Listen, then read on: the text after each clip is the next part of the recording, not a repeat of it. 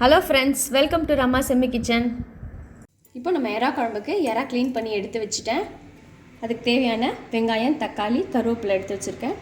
காய் வந்து இன்றைக்கி உருளைக்கிழங்கும் கத்திரிக்காயும் போட்டு நான் இந்த குழம்பு வைக்க போகிறேன். நீங்கள் எந்த காய் வேணாலும் போட்டுக்கலாம். இதில் புளி வந்து ஒரு சின்ன எலுமிச்சைப்பழம் அளவுக்கு புளி கரைச்சி வச்சுருக்கேன். இப்போ இதில் நம்ம மிளகாத்தூள் சேர்த்துடலாம்.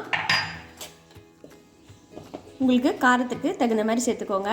நான் 2 டேபிள் ஸ்பூன் அளவுக்கு குழம்பு மிளகாய்த்தூள் சேர்க்குறேன்.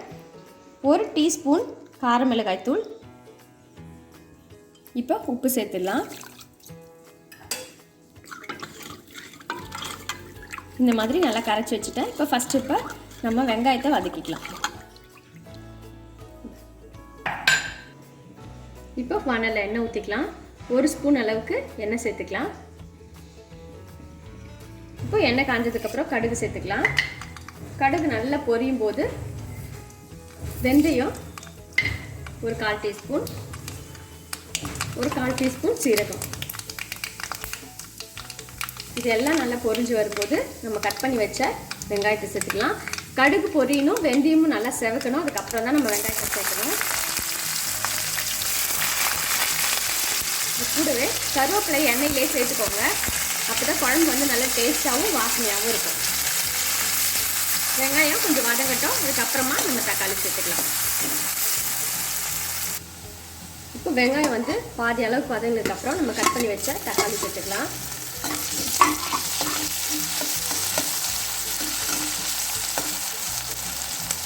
தக்காளி ரொம்ப குழன்னு ஆகக்கூடாது.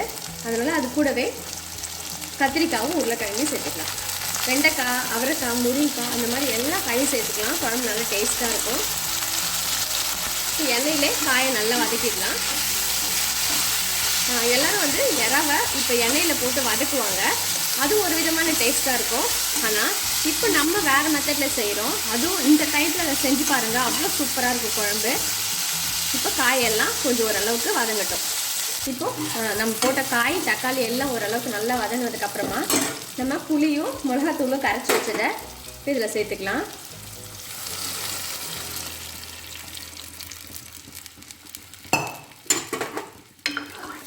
உப்பு, காரம், புளிப்பு எல்லாத்தையும் இந்த ஸ்டேஜை செக் பண்ணிக்கோங்க. தேவைப்பட்டால் கொஞ்சம் சேர்த்துக்கலாம்.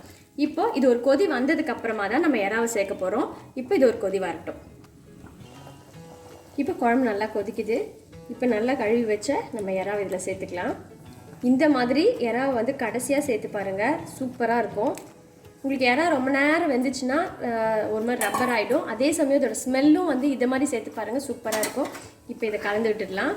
கலந்துட்டு தட்டு போட்டு மூடி நம்ம போட்ட காய், மிளகாத்தூள் எல்லாமே வந்து பச்சை வாசனை போகிற அளவுக்கு நல்லா கொதிக்கிட்டோம். இப்போ குழம்பு வந்து நல்லா ஒரு 10 நிமிஷம் கொதிச்சாச்சு. குழம்பு பாருங்கள், எண்ணெய் பிரிஞ்சு வந்திருக்கு சைடில் பூரா. நல்லா திக்காகிடுது குழம்பு, நல்ல செம வாசனையாக இருக்குது. இதே மாதிரி நீங்களும் வச்சு பாருங்கள். இப்போ கடைசியாக கருவேப்பிலை, கொத்தமல்லி சேர்த்துடலாம். கொஞ்சமாக நான் இன்றைக்கி வந்து பெருங்காயத்தூள் சேர்க்குறேன். இது வந்து உங்களுக்கு இஷ்டம் இருந்தால் சேர்த்துக்கோங்க, இல்லைனாலும் பரவாயில்ல. கடைசியாக இன்றைக்கி அவிச்ச முட்டையை இதில் சேர்த்துடலாம். இப்போ குழம்பு ரெடி ஆகிடுச்சு. நான் கேஸ் ஆஃப் பண்ணிடுறேன். அப்படியே இது மூடி போட்டு நல்லா வந்து அந்த சூட்லேயே முட்டையில் வந்து குழம்போட இதெல்லாம் டேஸ்ட்லாம் இறங்கிடும்.